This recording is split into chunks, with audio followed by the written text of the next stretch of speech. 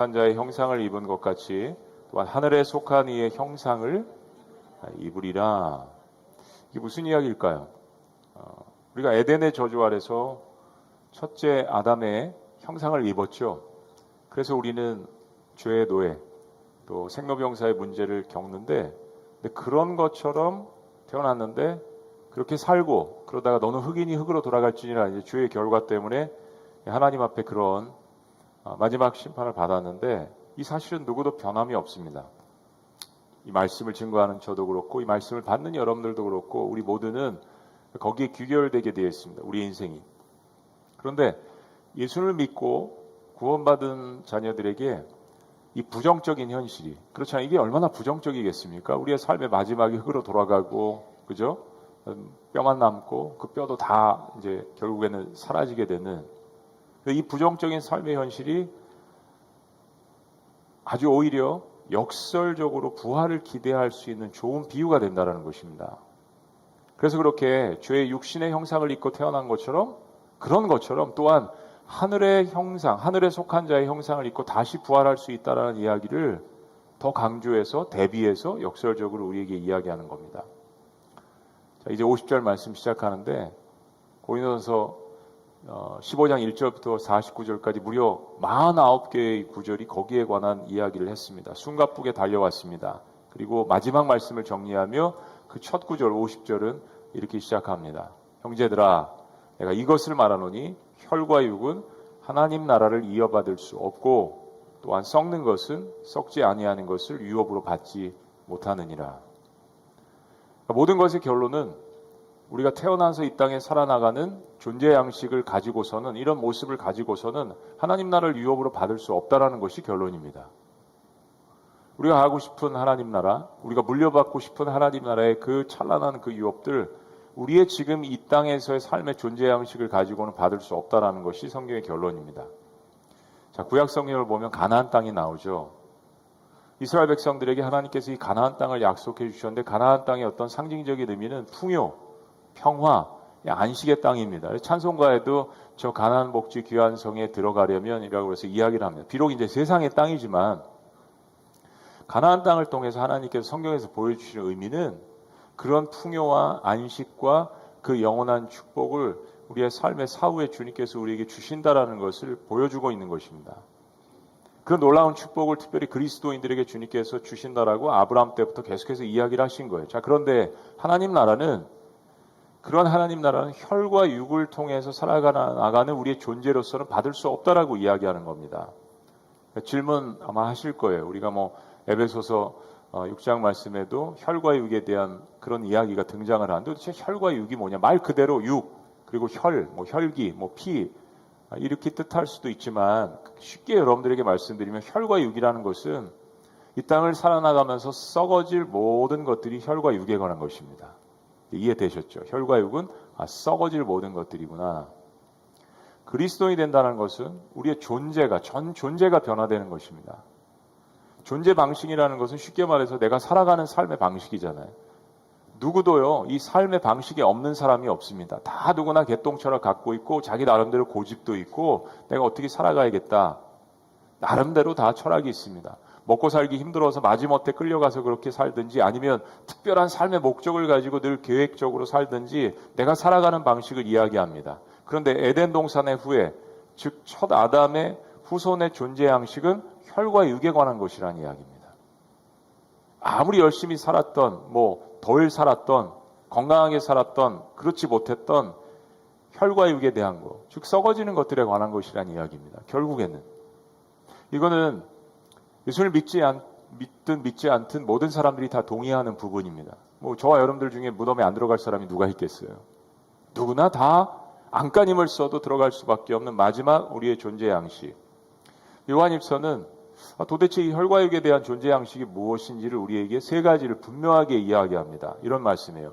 이는 세상에 있는 모든 것이 육신의 정욕과 안목의 정욕과 이생의 자랑이니, 이는 다 아버지께로 온 것이 아니요, 우리 하나님 아버지께로 온 것이 아니요 세상으로부터 온 것이라고 이야기합니다. 특별히 이 세 가지, 육신의 정욕, 안목의 정욕, 그리고 이생의 자랑. 정말 우리의 삶을 다 대표하는 것 같아요. 근데 이게 썩어질 것이고 하나님께로부터 온 것이 아니라는 이야기입니다. 근데 우리의 많은 인생의 시간이, 에너지가, 우리의 존재 방식이 실은 여기에 많이 몰두를 하고 있는 것입니다. 성경 오늘 본문에 이러한 모든 것들을 다 썩어 없어질 것들이라고 이야기합니다. 근데 인생을 썩어질 것들이 아닌, 썩지 않는 것들이 분명히 있는데, 제가 천국 환송 예배 장례식을 치르면서 가끔 하는 이야기가 있습니다. 이제 어머님의, 아버님의, 우리가 사랑하는 고인의 이제 몸은 흙으로 돌아갈 것입니다. 부활하기 이전에. 근데 사랑하는 여러분, 다 썩는 겁니까? 썩지 않는 게 있습니다. 그게 뭐냐면 어머니가 나에게 지어주셨던 그 밥의 냄새, 반찬의 냄새, 사랑, 그 언어 사라지지 않습니다. 가셨는데 그 고인의 향기와 그분이 남겨놓은 발자취 눈에 보이지 않아요. 뭐 어디다가 이렇게 박물관에 할 수도 없어요. 그런데 이게 기억이 납니다. 영원한 것이 우리의 삶 가운데 분명히 있다라는 것을. 근데 보이지 않아요.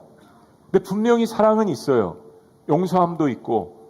왜 인간이 썩어질 수밖에 없는 존재인데 그렇게 영생에 대해서 관심이 있고, 하나님을 모르는 사람들도 왜 그렇게 그걸 그리워할까? 하나님께서 우리의 마음에 그걸 심어놓으셨다고 전도서 말씀 분명하게 이야기하잖아요. 그렇습니다. 썩어질 것들과 썩어지지 아니할 것들이 분명하게 존재해요. 그럼 우리의 인생에 어디에 더 올인을 할 것인가? 이건 정말 중요한 문제입니다. 우리의 인생이 하나님이 정하신 시간에 다 죽을 것인데 예수님께서 이 땅에 다시 오시는 날 우리가 놀랍게 변화된다라고 이야기합니다. 자, 이어지는 51절 어떻게 놀랍게요?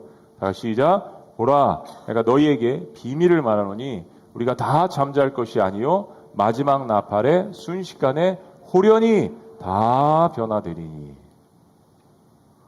비밀이라고 표현된 이게 감추어 있다는 뜻보다는 신비하다는 뜻. 성경에서 비밀 그러면 감추어져 있기도 하지만 너무 신비롭기 때문에 그렇게 표현을 했습니다. 근데 그 신비는 예수님께서 이 땅에 오실 때 천상에서 천사장이 나팔 소리가 울려날 것이라고 이야기합니다. 나팔 소리가 뭐죠? 고대에서는 때를 알리는 도구였습니다. 밥 먹을 때도 나팔 불기도 하고 특별히 전쟁에서 많이 쓰였죠. 전진, 후퇴, 멈춤, 휴식, 각종 소식을 전할 때 가장 효과적으로 쓰여지는 것이 나팔 소리입니다. 근데 예수님 재림하실 때 이 땅에 다시 오실 때 천사장의 나팔 소리가 울려 퍼질 것이라고 이야기합니다. 그게 신호라는 이야기입니다. 이 세상의 나팔 소리가 아니라 하나님이 부르시는 종, 천사들의 장인, 그 천사장의 나팔 소리가 울려 퍼진다라고 이야기합니다. 하나님께서 역사해 주신 모든 기회가 이제 다 끝나고 저와 여러분들에게 인생 가운데 주신 모든 기회가 민족마다 시대마다 그리고 개인마다 다 끝나고 주님이 다시 오시는 그때를 알리는 소리, 천사장의 나팔 소리. 그런데 그 나팔이 울려 퍼지는 순간 주님의 백성들이 홀연히 변화한다라고 이야기합니다. 우리 한국말 성경에 홀연히 한번 따라해 보시죠. 홀연히. 이 홀연이라는 헬라어가 아토모라는 단어인데 바로 이 아토모라는 단어에서 원자를 가리키는 아톰이라는 단어가 나온 겁니다. 헬라어는 영어와 관련이 많이 있죠. 아톰이라는 단어. 아토모의 뜻은 더 이상 나눠줄 수 없다라는 뜻입니다. 더 이상 나눠줄 수 없다라는 헬라어의 뜻이 홀연히. 그럼 이게 무슨 이야기입니까? 순식간이라는 뜻입니다. 순식간에 홀연히 우리가 인지할 수 없는 시간, 즉 하나님의 시간을 표현하는 말인데 인간이 감지할 수 없는 그 시간, 홀연히 순식간에 우리의 몸이 영화롭게 변화된다는 것을 이야기하시는 겁니다. 이거를 좀 자세히 기록한 게 데살로니가전서 4장 16절 17절 말씀인데 그 종말의 어떤 시간표 순서에 대해서 기록을 합니다. 이런 거예요. 다시 말씀드리면 천사장의 호령, 천사장의 소리, 나팔 소리가 납니다. 그때 물론 우리의 마음 가운데 계신 예수님께서 이제는 객관적으로 모든 인류가 특별히 예수 그리스도를 믿는 분들이 보실 수 있도록 예수님의 그 강림이 사도행전 1장에 예언하신 것처럼 그런 모습으로 시작됩니다. 그리고 그리스도 안에서 먼저 죽은 자들, 잠자는 자들이라고 표현되어 있죠. 그들이 먼저 일어납니다. 그 간 순서대로 먼저 부활을 한다라는 거예요. 그리고 남아있는 자들은 죽음을 보지 않은 채, 만약에 오늘 저녁에 예수님께서 오신다면 우린 죽음을 보지 않고 에녹처럼 오늘 밤에 들림을 받는 것입니다. 내가 살아있을 때 예수님 오시면 정말 좋은 거죠. 부활한 신자들과 함께 공중에서 우린 주님을 맞이하게 됩니다. 영접하게 됩니다. 주님과 함께 영원히 거하게 됩니다. 제가 어렸을 때 저희 증조할머님이, 저희 가문은 증조할머님이 불교를 섬기셨고 보살 같은 직분이 있었는데 예수님을 믿으셨어요. 그리고 세 할아버님을 이제 전도하셔서 다 이제 장로님이 되시고 감리교를 섬기고 열심히 교회를 개척하셔서 목회자를 초빙도 하셨습니다. 제가 잊혀지지 않는 게 저희 할아버님 댁에 가면 이 그림이 있는 거예요. 큰 액자에 누가 그렸는지 모르겠지만 천사장의 나팔 소리가 울려 퍼지며 그리고 예수 그리스도를 믿은 사람들이 부활하며 예수님께서 공중에 오시는 그 모습, 절대 잊혀지지가 않는 어렸을 때 한 장면이고 그림이었습니다. 나중에 알고 보니까 바로 이 모습이에요. 그때 성경이 구체적으로 어떻게 변화되는지 계속 이야기합니다. 자, 52절 다 같이 시작. 나팔 소리가 나매 죽은 자들이 썩지 아니할 것으로 다시 살아나고 우리도 변화되리라. 우리가 어제 그제 계속 특세 때 이 말씀을 구체적으로 보았는데 이 변화에 대해서 단순한 체인지가 아니라 트랜스폼, 완전한 변화, 존재의 변화. 나팔 소리가 나기 전까지 우리의 모습은 말씀드린 것처럼 썩을 형체를 가졌다라고 이야기했습니다. 뭐 잘생겼다, 예쁘다, 뭐 아닌 것 같다, 뭐 별로 생긴 것 같다. 이거 다 여러분 육신의 겉모습입니다. 그거 가지고 사람을 판단할 수 없어요. 우리의 내적인 정말 숨겨져 있는, 그러나 그것을 통하여서 우리의 전 존재를 알릴 수 있는 그 모습들이 있습니다. 근데 어쨌든 그건 눈에 보이지 않고 우리는 썩을 것들을 통해서 판단하는 것이 이 세상의 기준입니다. 다치면 피나고 아프면 병이 나면 아프고 시간이 지남에 따라서 우리의 육신이 점점 쇠퇴하잖아요. 이건 누구도 막을 수 없습니다. 뭐 웰빙 시대 그래도 90살까지는 100살까지는 살아야 된다라고 이야기하지만 아니 육신의 장막이 무너지는 것은 기정사실이에요. 얼마나 덜 아프냐라는 것이 참 우리의 소원이지만 결국 우리는 종말을 맞이하게 됩니다. 그런데 그런 우리의 종말 뒤에 마지막 나팔 소리가 나면 이 썩을 몸이 썩지 않아야 할 것으로 변화된다라고 이야기합니다. 이건 우리가 아까 이야기한 우리의 전 존재의 양식이 변화되는 것을 이야기합니다. 자, 우리는 저와 여러분들은 우리의 삶의 존재 양식이 하나님의 거룩하신 영이신 예수를 영접할 때 성령께서 우리의 마음 가운데 임재하셔서 주인이 되셔서 들어오셔서 성령을 통해서 우리의 삶의 양식이 변화되는 겁니다. 그게 뭐죠? 성경을 읽을 때 주님께서 밝히 알게 하시는 거예요. 여러분 이거 박사학위 했다고 성경을 이해할 수 없습니다. 저는 목회하면서 참 많이 봤어요. 초등학교 3학년 졸업하셨는데 저보다 더 지혜가 있으세요. 이 하나님의 말씀은 하나님께서 주시는 지혜로서 하나님의 영이신 성령을 통하여서 실은 해석할 수 있는 겁니다. 그거 죄야 그 누가 이야기하겠어요, 마음 가운데.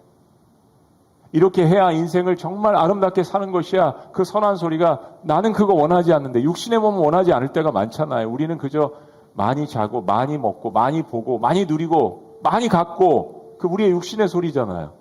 근데 그것에 반해서 그게 진짜 인생이야? 그러고 흙으로 돌아가는 거야? 그렇게 썩어지는 거야? 라는 그 소리를 대체 누가 할까요? 성령께서 우리의 마음에 들어오셔서 때마다 시마다 우리에게 이야기하신다는 이야기입니다. 그런데 문제는 우리의 겉모습의 존재 형태는 변화되지 않는 거예요.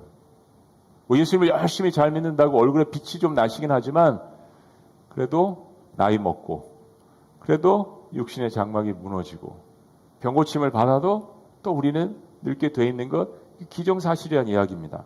오히려 세월이 흐르면서 우리의 존재 형태, 겉모습은 더욱더 초라해질 수밖에 없습니다. 물론 멋지게 나이 들어 가시는 분들도 계시죠. 우리 미라클 오이 교회는 다 그런 분들이라고 믿습니다.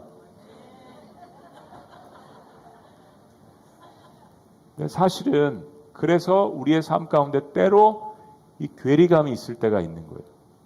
속사람은 날로 즐거워하고 성장하고 주님 닮아가는 그 성품이 있는데 이 겉사람은 후퇴하게 되는 거, 디클라인 되고 쇠퇴하게 된다는 것을 이야기합니다. 이 두 사이에서 고민될 때가 있습니다.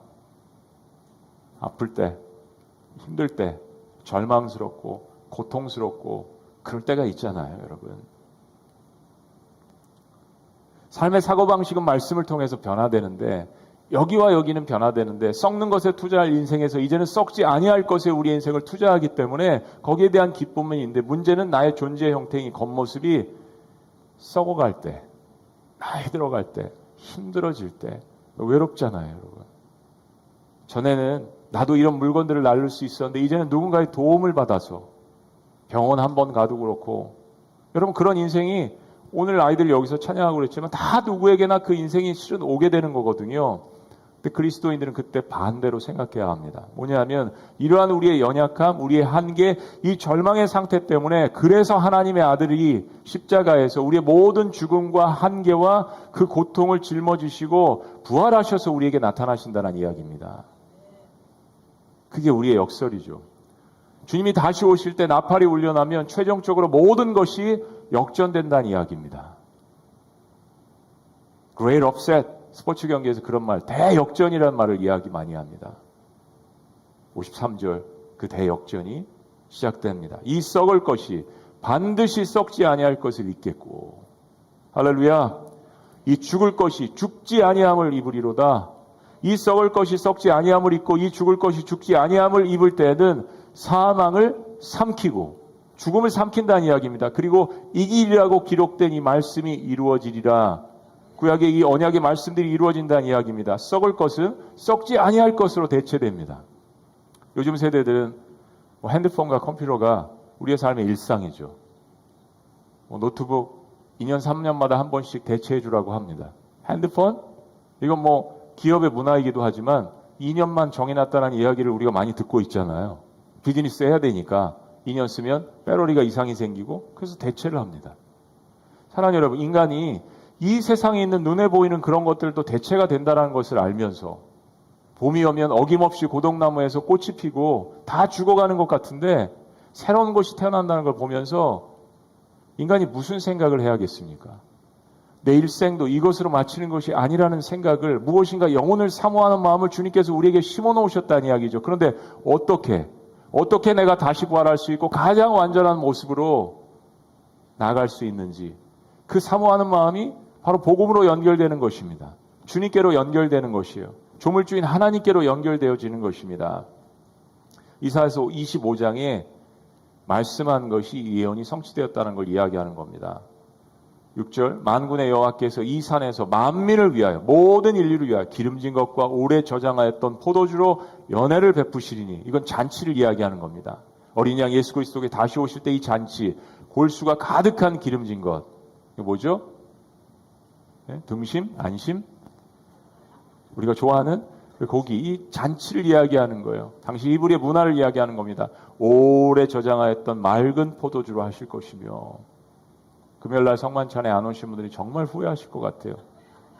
이게 주스가 아니었고 약간 알코올이 들어있는 오래 있는 포도주였대요. 그래서 마시시고 요만큼 마시셨는데 약간 할렐루야. 정말 히브리인들은 그들이 그리스도인이 되었을 때 주의 만찬을 하면서 그들의 음료수는 포도주였기 때문에 주님께서도 마지막 주의 만찬에 사용하셨던 거죠. 지금 그 잔치를 마지막에 주님께서 이 베푸실 이 연회를 이야기하시는 겁니다. 7절 이 산에서 모든 민족의 얼굴을 가린 가리개와, 이건 어둠의 권세, 죽음의 권세, 사망, 열방에 덮인 그 덮개, 사탄이 다스렸던 그 모든 것들을 제하시고 8절에 이렇게 이야기합니다. 사망을 영원히 멸하실 것이라. 사망을, 죽음을, 어둠의 권세를 영원히 멸하실 것이라. 그리고 우리에게 늘 참 격려가 되는 말씀, 주 여호와께서 모든 얼굴에서 눈물을 씻기시며. 우리 세상의 유행가 가사는 그런 게 참 많아. 누가 내 눈에서 눈물을 닦아줄꼬.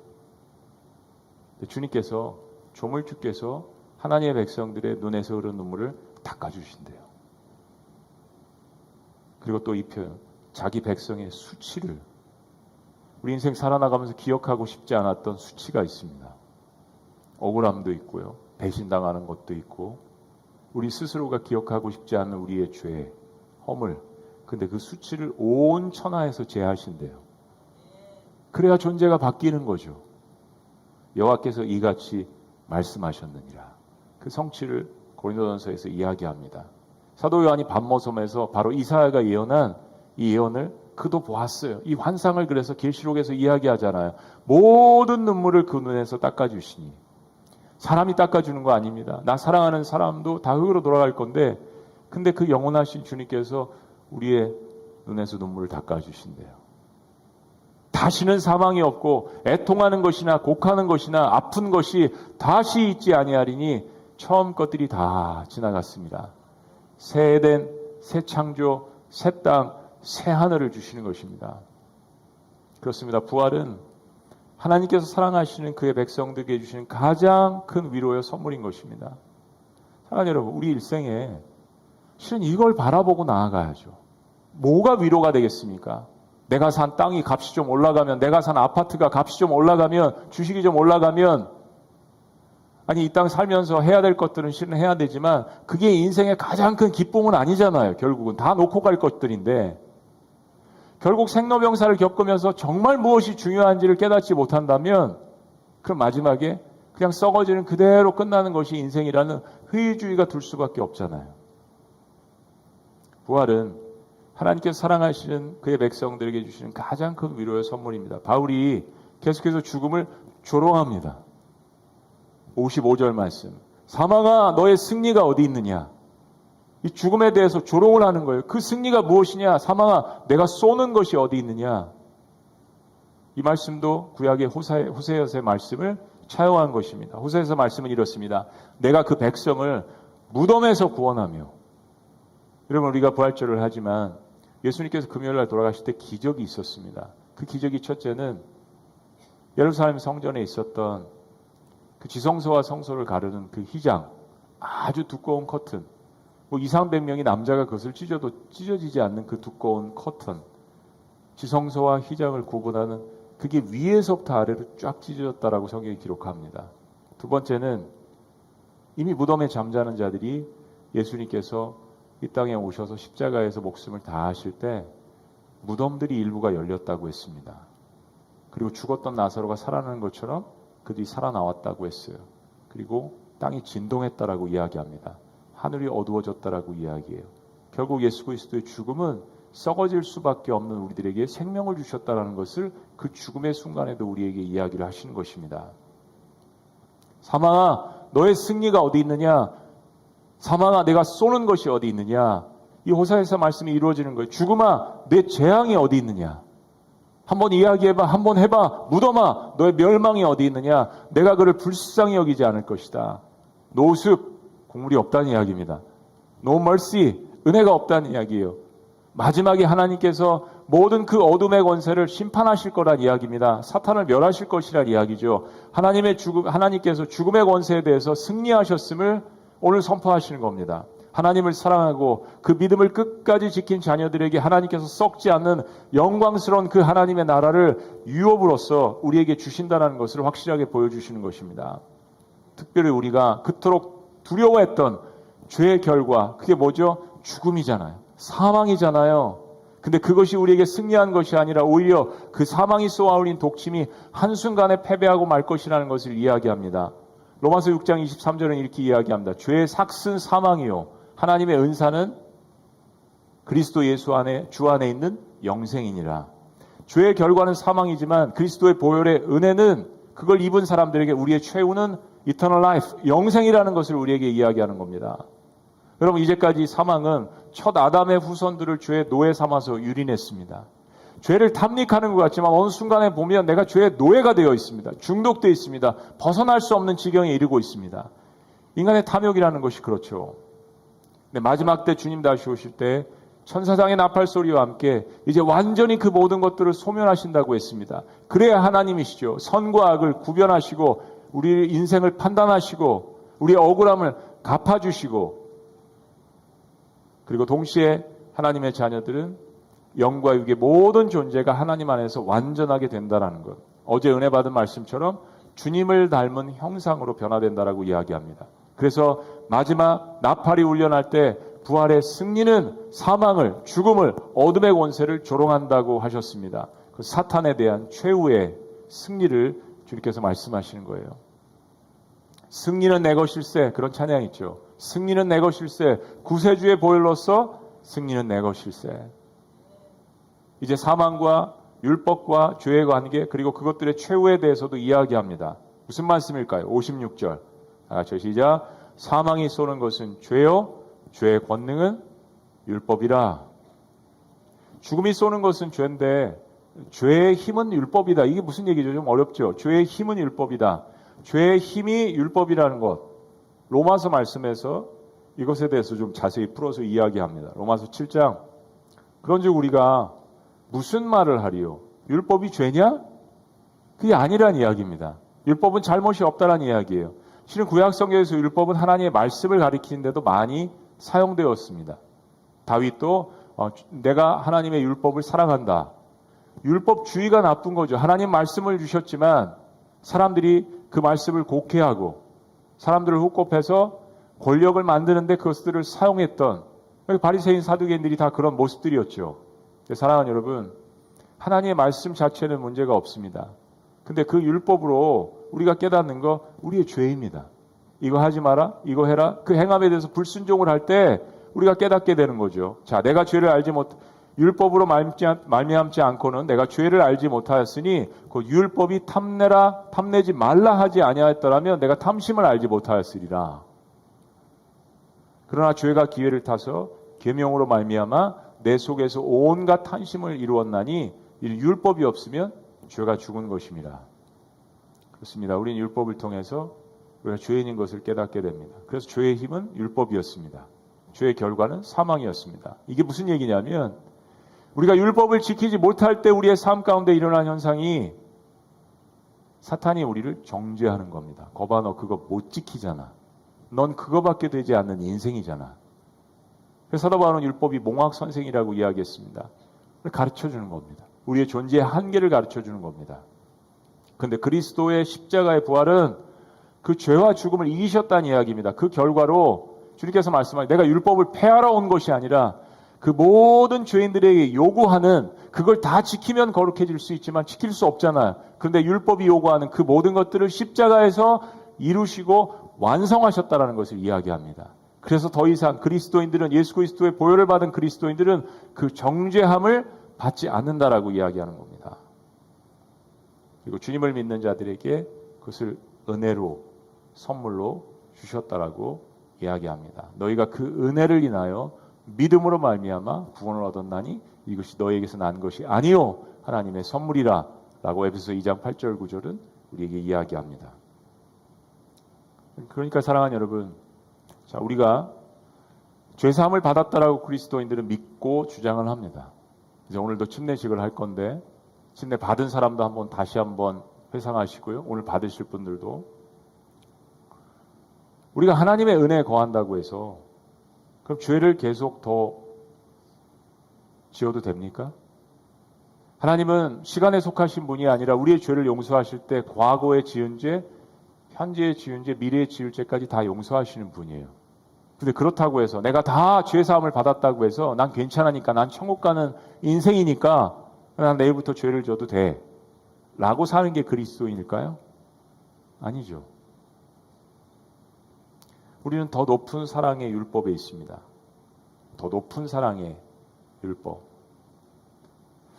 예를 들면 자녀들에게 육신적인 체벌보다 더 무서운 것이 있다는 것을 부모님들은 아시는 게 중요할 것 같아요. 내가 죄를 지으면 우리 엄마 아버지가 마음이 아프다는 거, 마음이 아픈 거, 그걸 깨달으면서 그게 나에게 최대의 형벌이라는 것을 깨닫는 거, 그게 바로 구원받은 사람입니다.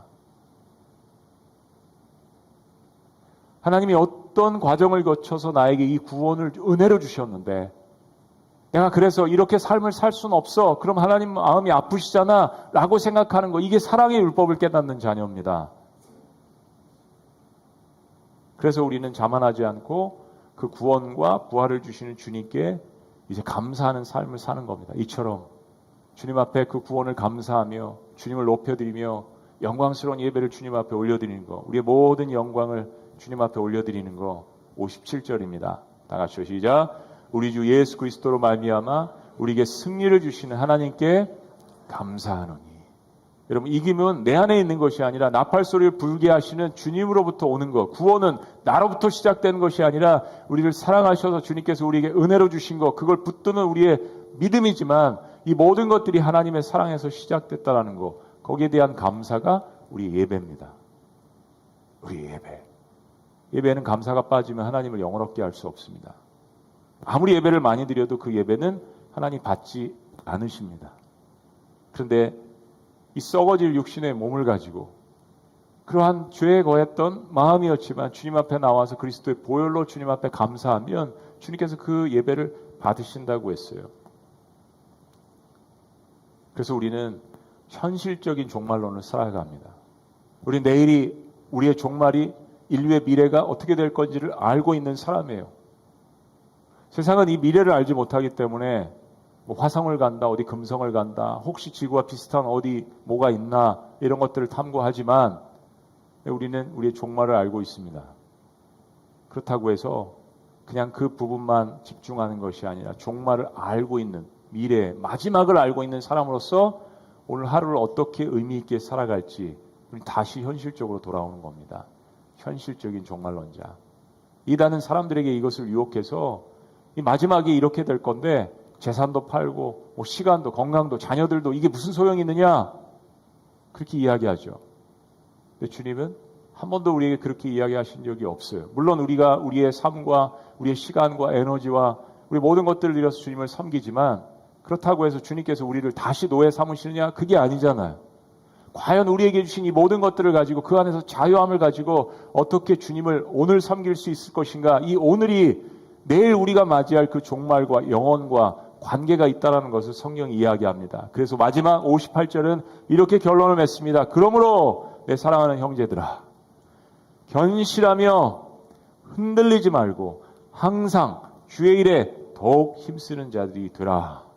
그리고 마지막 우리를 이렇게 위로합니다. 이는 너희 수고가 주 안에서 헛되지 않은 줄 알미라. 여러분의 눈물의 수고가 썩지 아니할 것을 향한 여러분의 눈물의 수고와 마음과 섬김이 결코 헛되지 아니할 것을 이야기합니다. 이 땅을 살아나가면서 믿음의 시련과 고난을 통과하면서 정결한 것들만 남게 되어 있습니다. 저도 고난이라는 광야를 지나가면서 그때 가장 많이 묵상했던 주제 가운데 하나가 내가 정말 하나님을 사랑하는가? 정말 모든 것들을 가져가셔도 내 인생을 구원하시며 나를 영혼 속으로 인도하시는 그 하나님을 내가 사랑하고 있나? 이 질문이 들더라고요. 예전에 미국에서 욥이 고백한 그걸 가지고 찬양을 만들었습니다. You give and take away. 근데 이게 굉장히 박자가 빠르고 경쾌하거든요. 욥의 고백이 뭐였냐면 주신 이도 그리고 가져가신 이도 하나님이시니까 오직 하나님의 이름만 영광 받을지어다라고 그 고통 속에서 욥이 고백한 거예요. 물론 젊은 이 청년들이 귀하죠. 그걸 가지고 고백을 하는데 한번 질문을 해보고 싶었어요. 그 찬양을 가지고 막 빠르게 비트 있게 드럼도 쳐가면서 춤을 추는데 너희들 이 찬양의 뜻이 무슨 찬양인 줄 알고 찬양하느냐? 주시니도 여호와시니 모든 것들을 가져가셔도 여전히 하나님이신데 내가 오직 하나님의 이름만 찬양합니다. 근데 우리의 신앙이라는 게, 우리의 존재라는 게 정말 우리의 삶 가운데 건강도 물질도 관계도 성공도 가져가실 때 정말 그렇게 고백할 수 있는가? 이게 광야에 섰을 때 질문 가운데 나오지 않을 수 없습니다. 부활을 가져오시는 분이 죽음도 다스리시고 사망을 다스리시는 분이 죽음, 부활도 영생도 주신다라는 거. 그런 형체를 입고 태어나느냐? 그것 때문에 절망하느냐? 그러나 예수 그리스도를 통하여서 내 아들을 통하여서 하나님의 형상을 입을 수 있는 길이, 구원의 길이 열려 있지 않느냐? 그게 오늘 말씀입니다. 그러므로 흔들리지 말라라는 이야기입니다. 때로 절망할 수 있고 넘어질 수 있고 다시 죄를 범할 수 있지만 그러나 그리스도의 보혈이 우리의 모든 것들을 뒤덮고 남고 주님께서 우리에게 다시 오실 때 우리 하나님과 같은 형상을 덧입을 것을 성경이 분명하게 이야기하는 것. 다시 한번요. 가장 확실한 인생의 현실이 무엇입니까? 모든 사람들이 다 같이 맞이하는 한 가지 현실이 무엇입니까? 부유할 수도 있고 가난할 수도 있고 건강할 수도 있고 연약할 수도 있고 좀 선하게 살 수도 있고 악하게 살 수도 있고 좋은 환경에 처할 수도 있고 극심한 환경에 처할 수도 있는데 모든 사람들이 꼭 같은 한 가지의 현실이 있습니다. 뭐죠? 불변하지 않는 단 한 가지 현실, 피할 수 없는 단 한 가지의 인류가 맞이하는 현실, 죄삭슨 사망이라는 겁니다. 우리 모두가 다 죽음을 맞이한다는 겁니다. 여러분, 부활을 깊숙이 묵상하려면 죽음을 묵상할 수밖에 없습니다. 죽어야 부활하잖아요. 십자가 보여주는 의미는 그것입니다. 내가 그리스도와 함께 십자가에 못 박힌 사건이 있었는가? 인간은 죽음에 이르는 존재입니다. 그것처럼 가장 변하지 않는 현실은 없어요. 그러면서 가장 현실적인 사람은 내 삶의 종말이 죽음이라는 것을 직시하고 죽음 후에 나의 운명이 어떻게 될 것이라는 분명한 성경의 가르침에 따라서 인생을 재설계하는 것입니다. 인생의 궤도를 다시 재설계하는 것입니다. 그러면 인생을 살아나가는 존재 방식이 완전히 바뀌어야 합니다. 세상이 뭐라고 하더라도, 매스컴에서 뭐라고 하더라도 성경적인 가치관으로 시간과 물질과 세계와 영의 세계를 바라보지 않으면 세상 사람들과 별 다를 바가 없다라고 세상 사람들이 이야기하지 않습니까? 기독교인들이 뭐가 그렇게 다른데 시간 사용하는 거, 물질 사용하는 거, 섬기는 거, 사랑하는 거, 용서하는 거, 기독교인들이 세상과 뭐가 그렇게 다른데? 라고 질문할 때 우리가 보여줄 수 있는 것, 이 썩어지는 후패한 우리의 겉모습이 아니라 우리 안에 들어있는 썩어지지 아니할 그분, 우리에게 영생을 주시는 예수 그리스도, 부활하신 분, 우리가 믿고 따라갈 수 있는 단 한 분, 그분을 붙들고 견실하게 흔들리지 아니하시는 여러분들 되시기를 주의 이름으로 축원합니다. 그러므로 내 사랑하는 형제들아, 견실하며 흔들리지 말고 항상 주의 일에 더욱 힘쓰는 자들이더라. 이는 너희 수고가 주 안에서 헛되지 않은 줄 알미라. 여러분, 가끔 스포츠 경기, 올림픽은 많이들 보시니까요. 마라톤이나 혹은 4,000m 계주를 보실 때 마지막 피니시 라인을 한 10m, 20m 남겨놓고 의기양양하게 뒤돌아봤더니 멀리 떨어져 있는 것 같아서 갑자기 속도를 늦추고 마지막 주자가 달려가는 모습이 보입니다. 여유 있게 손을 들고. 그런데 가끔 저 멀리 보였던 사람이 전속력으로 질주로 마지막에 어떻게 그렇게 힘이 나는지 모르겠지만 100m 달리듯이 달려와서 피니시 라인 1m 남겨놓고 먼저 통과해버립니다. 가끔 스포츠에서 그런 거 많이 봐요. 제가 잊혀지지 않는 축구 경기가 있습니다. 1993년에 10월에 일어났던 일인데, 당시 1994년 미국 월드컵이 열리는데 그때 아시아 최종 예선전이 있었어요. 바로 카타르 도하에서 열렸던 경기입니다.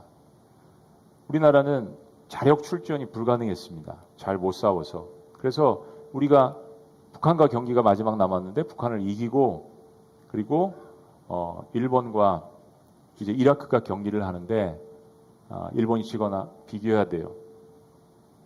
그러지 않으면 우리는 올라갈 힘이 없었습니다.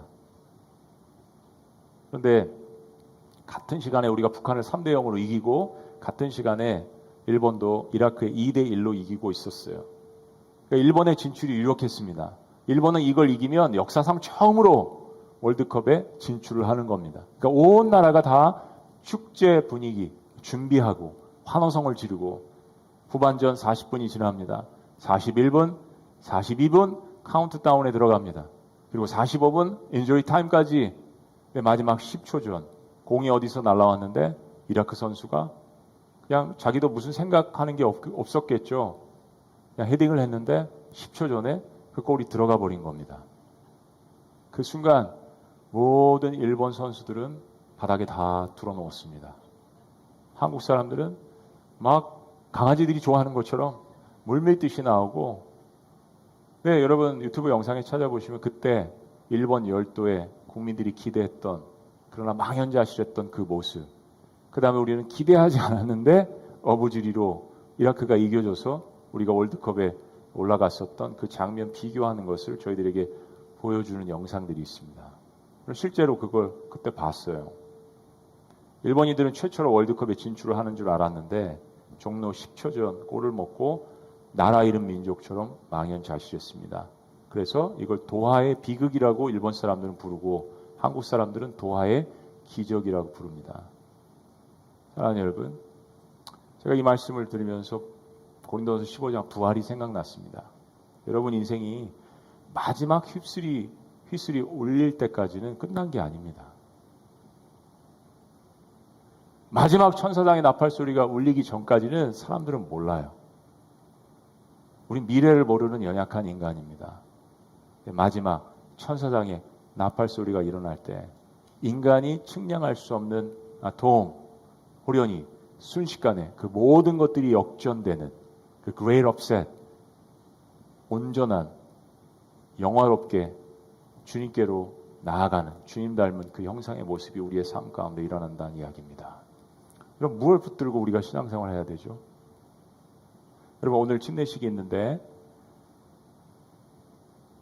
여러분 구원이라는 게 잃어버릴 수 있는 것인가 우리가 질문을 합니다.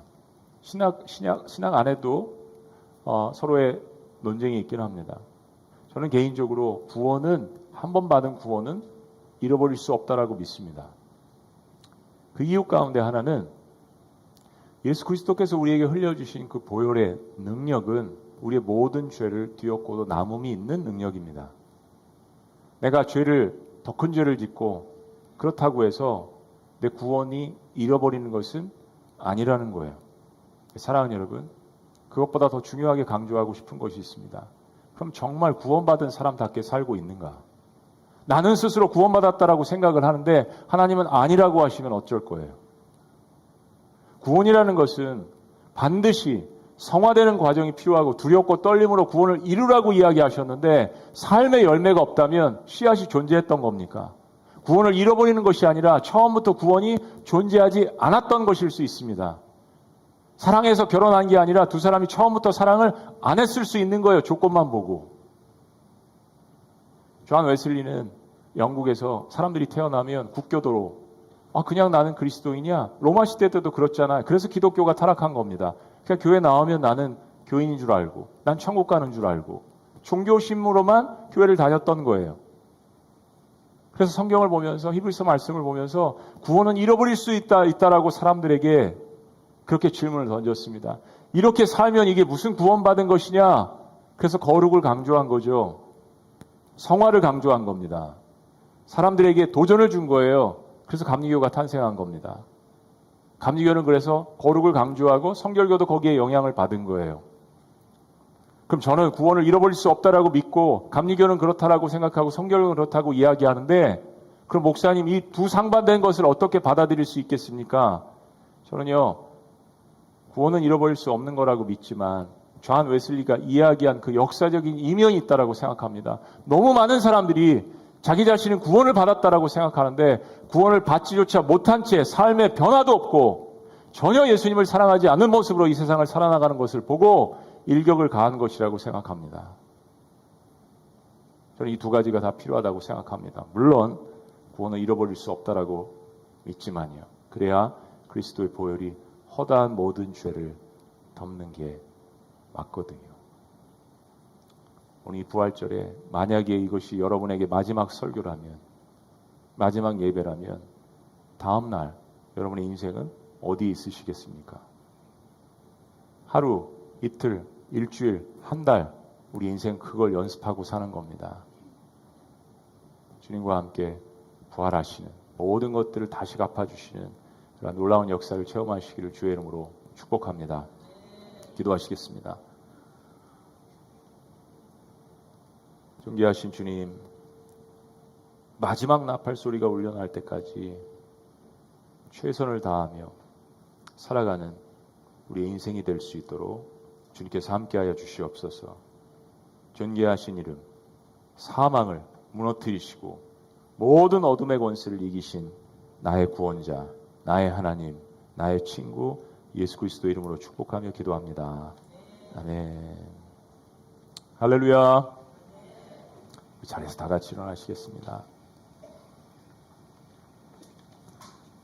우리 아도나이 찬양대가 오늘 정말 마음에 감동이 있는 뜻깊은 오늘 말씀과 정확히 맞는 이 찬양을 너무 아름답게 해주셨어요. 이제는 나의 간증으로서, 나의 고백으로서 같은 찬양을 주님 앞에 올려드립니다. 주 예수, 나의 산소망, 사망아 너의 쏘는 것이 어디 있느냐. 주님 앞에 우리가 우리 믿음을 고백하며 나아갑니다.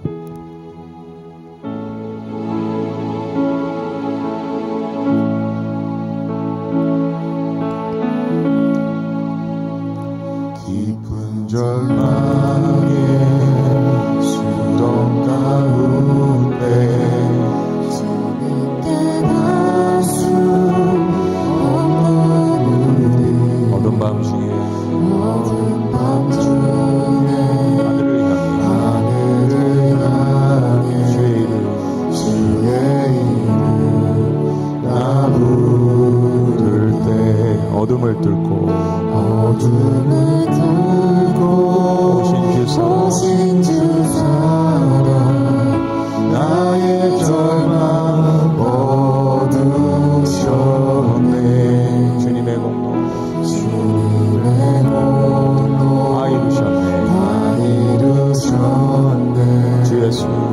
주 예수 나의 산소망. 그 누가 주의 자비를 알아 자비를 알아 한없는 은혜 증량할까. 영광을 떠나 이 땅에 오신 죄가 되신 구주 예수. 고백합니다. 주의 십자가 주의 십자가 내게 만나네. 영원히 난 용납되네. 아름다우신 왕 왕나는 주의 그리스도 나의 산소. 외치십니다. 할렐루야. 할렐루야 주를 찬양하여라. 할렐루야 자유케 하셨도다. 죄의 저주 주께 구원이 있도다. 주 예수 나의 산소망. 할렐루야 할렐루야 주를 찬양하여라. 할렐루야 자유케 하셨도다. 죄의 저주 끊으신 주께 구원. 주 예수 나의 산소망. 언약된 아침 언약된 아침 장사된 몸에 부활의 호흡 시작되네. 유다의 사자 위험찬 성 사망이 무너졌도다. 이제 사망은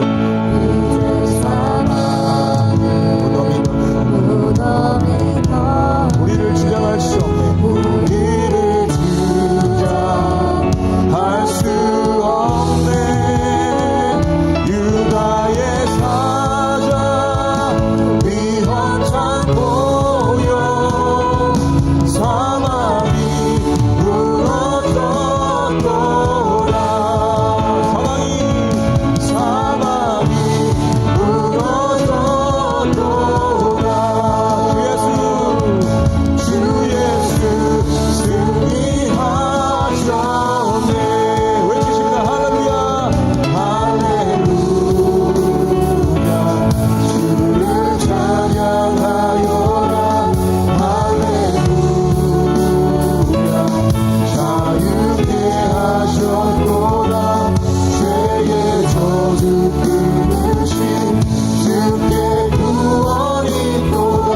주 예수 나의 산소망. 다시 한번 할렐루야. 할렐루야 주를 찬양하여라. 할렐루야 자유케 하셨도다. 자유케 하셨도다. 죄의 저주 끊으신 주께 구원이 있도다.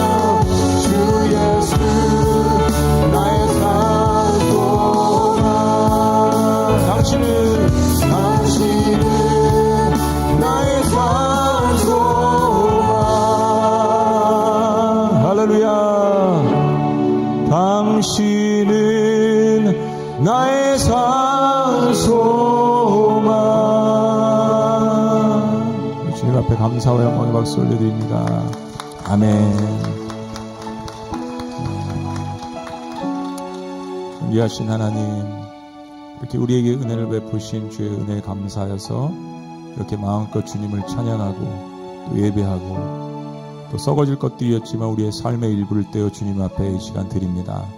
주 물질이 쓰여지는 것마다 또 다른 썩어질 인생을 구원하여서 주님 앞에 드리는 그러한 거룩한 주님이 세우신 교회가 될 수 있도록 역사하여 주시옵소서. 주 예수 나의 산소망, 이 고백이 모든 세대에 걸쳐 주님 다시 오실 때까지 울려 퍼지는 그 사명을 감당하는 미라클 오이 교회 될 수 있도록 축복하여 주시옵소서. 이제는 우리 주 예수 그리스도의 은혜와 하나님 아버지의 극진하신 사랑과 성령님의 감화교통 역사하심이 사망아 너의 쏘는 것이 어디 있느냐 라고 그 사망과 죽음의 권세를 조롱하시고 십자가에서 부활하신 그 주님이 나 일생의 주인이시며 나 역시 주님 닮은 모습으로 그렇게 영어롭게 부활할 것을 믿는 마음으로 오늘 하루 흔들리지 않고 믿음에 거하며 살아가기를 원하는 사랑하는 주님의 백성들의 모든 위대한 고백 위에 미라클 오이 교회 위에 나라 민족 위에 지금 더 영원토록 함께 하시기를 간절히 축원합니다. 아멘.